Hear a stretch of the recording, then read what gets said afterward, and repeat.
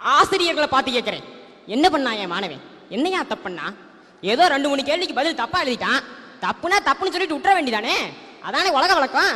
அதை விட்டு 4-5 ஆசிரியர் ஒன்னா சேர்ந்து அவனுக்கு ஹோம்ஒர்க் மேல ஹோம்ஒர்க்கா கொடுத்து அவனுக்கு கிறுக்கு பிடிக்க வச்சிருக்கீங்க. ஐயா, நம்ம நாட்டில் உள்ள மாணவர்கள் இருக்காங்கல்ல, ரொம்ப அருமையானவங்க, படிக்க ட்ரை பண்ணிட்டு இருக்காங்க, ஆனா முடியல.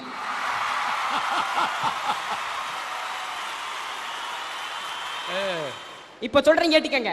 எனது மாணவன் காலில் உள்ள சுண்டு விரலில் ஒரு குண்டுமணியால் ரத்தம் வந்தாலும் சரி, ஆசிரியர்களின் தலையணைத்தும் தோரணை கட்டி தொங்க விடும்னு நான் சொல்ல மாட்டேயா, நான் சொல்ல மாட்டேன்.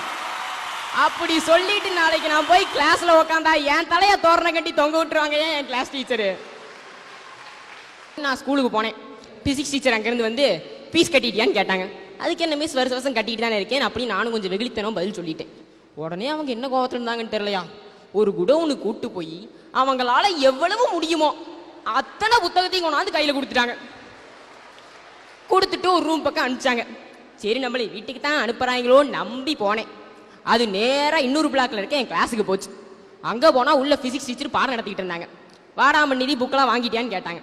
ஒரு புக்கு 2 புக்குனா பின்னால மறைச்சு வச்சுட்டு இல்லைன்னு சொல்லலாம். அவங்க ஒரு பள்ளிக்கூடத்தையே தூக்கி கையில கொடுத்துருக்காங்க. அதை எப்படியா நான் இல்லைன்னு சொல்றது?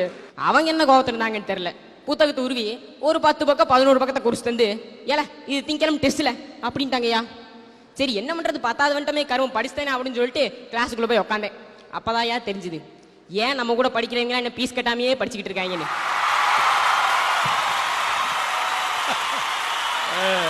அடுத்து கெமிஸ்ட்ரி வாத்தியார் வந்தார்.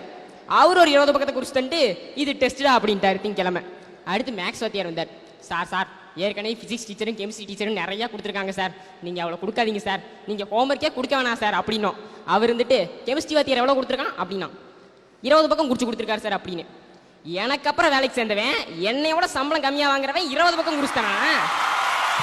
இந்தாடா நான் 40 பக்கம் குறிச்சுத்தரேன், இதெல்லாம் திங்கக்கிழமை டெஸ்ட், கண்டிப்பா படிச்சுட்டு வரேன் அப்படின்ட்டாரியா. இவங்களுக்கு நடுவில் போட்டி போட்டுக்கிறதுக்கு எங்களை பிடிச்சி கழுத்த இருக்கிறாங்கய்யா. சரின்னு சொல்லிட்டு வீட்டுக்கு போனேன். எங்கம்மா இருந்துட்டு டியூஷன் சேர்த்து விட்டேன்னு physics tuition, chemistry tuition, maths tuition அந்த வாட்டி போக சொன்னாங்க. போயிட்டு வீட்டுக்கு வந்தா நைட்டு 8 மணி. சேர்ந்து ஸ்கூல் ஹோம்ஒர்க் டியூஷன் ஹோம்ஒர்க்லாம் பண்ணலான்னு பார்த்தா நைட்டு 11 மணி. பேய் வாக்கிங் போற நேரம். அதுல 2 பேய் என்னைய பார்த்து பயந்து ஓடிடுச்சு. அதுல ஒண்ணு எங்க அக்கா பேய். அப்ப நான் எந்த லெவல்ல படிச்சுட்டு இருப்பேன்னு பாத்துக்கங்க. சரி, நானும் ஒரு 2 ஹோம்ஒர்க் பண்ணேன். அதுக்கப்புறம் ஒன்னும் நம்மளால முடியல, உடம்பெல்லாம் ஒரே வலி. சரி, நம்ம ஹோம்ஒர்க் செய்யாமே நாளைக்கு கிளாஸ்ல போய் உட்காந்து பார்ப்போம், ஒரு கெத்தா இருக்குமே அப்படின்னு போய் உட்காந்தா அங்க போனா அன்னைக்குன்னு பார்த்து எல்லா வாத்தியாரும் பிரசன்ட் ஆயிட்டாங்கயா. அவங்க ஒவ்வொருத்தரும் வந்து வெளியே போய் முட்டி போடு, வெளியே போய் முட்டி போடு, வெளியே போய் முட்டி போடுன்னு கண்டக்டர் மாதிரி சொல்லிக்கிட்டே இருந்தாங்க. ஏறி வாயா ஏறி வாயா ஏறி வாயாங்கிற மாதிரி. சரின்னு சொல்லிட்டு நான் வெளியே போய் முட்டி போட்டா அவங்க ஒரு குடோனுக்கு கூப்பிட்டு போனாங்க. அவங்கெல்லாம் என்ன கோபத்துல இருந்தாங்கன்னு தெரியலையா, 3 மணி நேரம் மூச்சு திணற அடிக்கிறாங்கய்யா. அடிச்சுக்கிட்டே இருக்கும்போது என் ஃப்ரெண்டு கேட்டான், ஏன் மச்சான் கிளாஸ்ல நாங்கள் அடிச்சா திட்டு ஏப்பெல்லாம் நீ திட்ட மாட்டியா அப்படின்னு கேட்டான். அதுக்கு நான் சொன்னேன் இல்லடா அப்படின்னு. ஏன்னு கேட்டான். அடிச்சுக்கிட்டே இருக்கும்போது ஒரு வாத்தியார் சொன்னாரா, எவ்வளவு அடிச்சான்ட்டாங்கிறான். என்ன ரொம்ப நல்லவேட ஒரு வாத்தியார் சொல்லிட்டாரியா.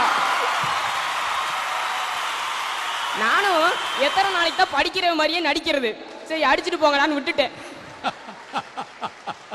பாட சுமை ஏற ஏற பிள்ளைகளுக்கு மட்டும் இல்லையா, பெத்தவங்களுக்கு பிரச்சனை ஏறிட்டு இருக்கு. பாடத்தை ஏங்க சுமையா பாக்குறீங்க? படத்தை பார்க்க சொன்னா மட்டும் 1க்கு 2 தடவை பாக்குறீங்கல்ல. பாடத்தை கவனிக்கணும்னா கூசுதா உங்களுக்கு? ஏங்க, படத்துல ஒரு ஹீரோயினை 2 ஹீரோ லவ் பண்றான், அது கொஞ்சம் த்ரில்லிங்கா இன்ட்ரெஸ்டிங்கா இருக்குது, பார்க்கலாம்.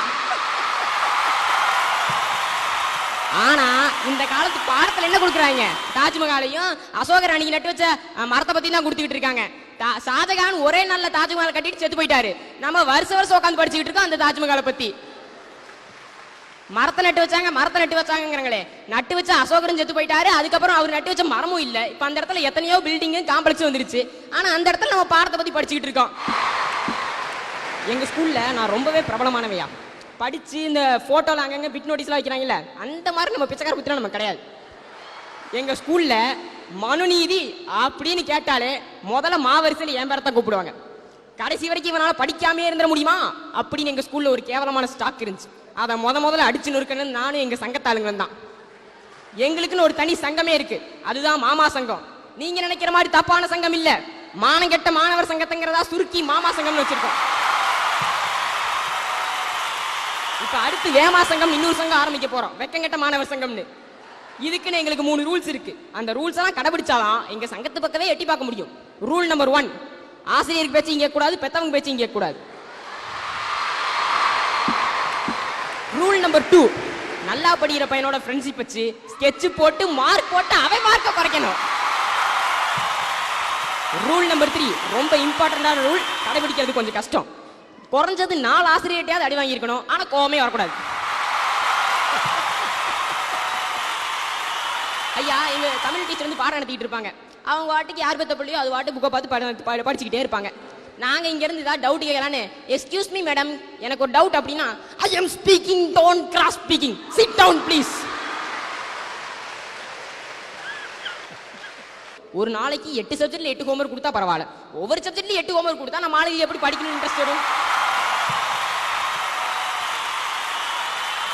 நம்ம நாட்டுல பிராக்டிக்கலா எல்லாத்தையும் சொல்லி தரணும்யா. நம்ம நாட்டுல இப்ப அதிகமா அழிஞ்சுக்கிட்டு வர்றது உழவு தொழில். உழவன் செத்துக்கிட்டு இருக்கான், உழவு தொழில் அவனோட வேகமா செத்துக்கிட்டு இருக்கு. அதை பத்தி சொல்லி தரலாமே, சொல்லி தராங்க. 12வது முடிச்சதுக்கு அப்புறம் அதுக்குன்னு தனியா யூனிவர்சிட்டி இருக்கு, அதை நான் தப்பு சொல்லல. 6th படிக்கிற பையனுக்கு தெரியணும். 6th படிக்கிற பையனுக்கு தெரிஞ்சதுன்னா அவன் படிப்பு அப்புறந்தே சுமையா நினைக்காம இருப்பான். பாடங்களை மாணவர்கள் சுமையாக நினைக்காமல் இருக்க வேண்டும் என்று ஆசிரியர்களாகிய நீங்கள் நினைத்தால் அவனுக்கு உழவு தொழிலை பற்றி சொல்லித்தாருங்கள். இப்ப இருக்கவங்களே நெல்லுனா என்ன, அரிசினா என்ன, மரத்துல காய்க்குமான்னு கேட்கறாங்க. இன்னும் 2030 2040 இந்தியா வல்லரசாகுமோ இல்லையோ டெல்லர்ஸ் ஆயிரும்யா. ஏன் தெரியுமா? அப்ப எல்லாம் இதான் நெல்லு, இதுதான் அரிசின்னு மியூசியத்துல போட்டோ பிடிச்சி வச்சிருவாங்க. அந்த நிலைமை வந்துடும். உலகம் எப்படித்தான் இருப்பான். இப்போ ஒரு பையனுக்கு மாடுனா என்னன்னு தெரியுது, கவுனா என்னன்னு தெரியுது, ஆனா மாடும் கவும் ஒன்னும் தெரியல. அப்படிப்பட்ட நிலைமையில் இருக்காங்க. அதனாலதான் சொல்றேன், பசங்களை பாடச்சுமைகள் நினைக்காம இருக்கணும்னு ஆசிரியர்கள் நினைத்தா அவனுக்கு பிராக்டிகலா எல்லாத்தையும் சொல்லித்தாங்க என்று கூறிக்கொண்டு நடைபெறுகிறேன்.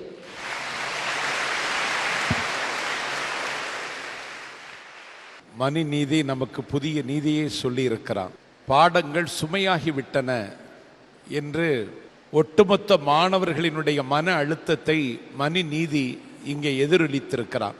ஆனால் எதை சொன்னாலும் சுவையாக சொல்ல வேண்டும் என்கிற லாவகம் மணி நீதிக்கு இந்த வயதிலேயே கை வந்திருக்கிறது. எல்லோரையும் வசீகரிக்கிற, எல்லோரையும் ஈர்த்து கொள்ளுகிற, எல்லோரையும் ஆட்கொள்ளுகிற அற்புதமான மணிநீதியினுடைய பாணி எதிர்காலத்தில் வெல்ல முடியாத சொற்பொழிவாளர்களின் பட்டியலில் மணிநீதியின் பெயர் முதல் இடத்தில் இருக்கும் என்று சொல்லத்தகுந்த அளவுக்கு நடைமுறை சம்பவங்களை நையாண்டி தமிழில் நலமாக சொல்லுகிற மணிநீதி அந்த இடத்திற்கு வருவான் என்று ஒரு சொல் கேளீர் பேச்சரங்கம் அவனை வாழ்த்துகிறது. அவன் சொன்ன கருத்துக்களை ஒரு சொல் கேளீர் பேச்சரங்கம் கவனத்தில் கொள்ளுகிறது.